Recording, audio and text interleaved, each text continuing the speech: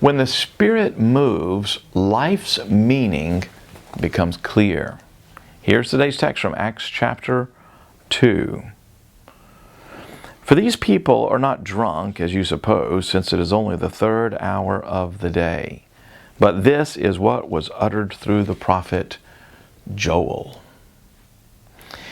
I took piano lessons for 5 years as a youth, 5 years of scales, chords, and songs I didn't like. Had no taste for it, and so when given the choice, I quit and I took up the guitar. Years later, I discovered a battered, out-of-tune piano in my college dorm lobby, and for some reason, I started piddling with it. And strangely, I felt attracted to the instrument I'd rejected so many years earlier.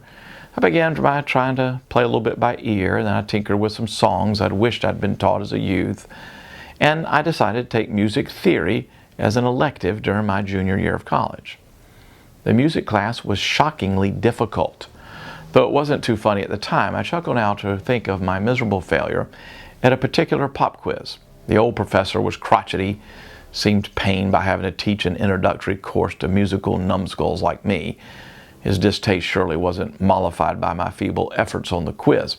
We're given a blank sheet of music staff paper, just the lines, no notes or meter or bars, and told, write, without looking at anything else, your favorite Christmas carol, the music to it. I tried Silent Night. I should have tried Jingle Bells. When I got back my test, it was littered with red ink from the irritated professor.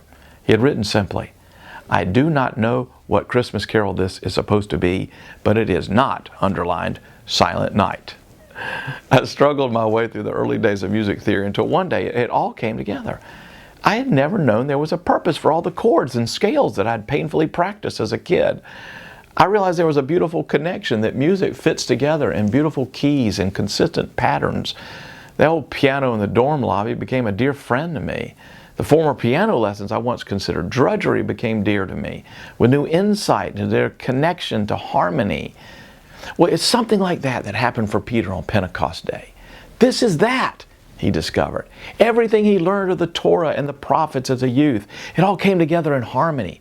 Everything Jesus had taught him exploded in his consciousness of his soul, reveled in the delight of these deep connections between the old and the new. In other words, when the Spirit came, it made sense to him. When the Spirit moves in your life, you begin to understand things you didn't understand before.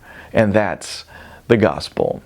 That's today's good news, and to get more devotionals like it, just click right here.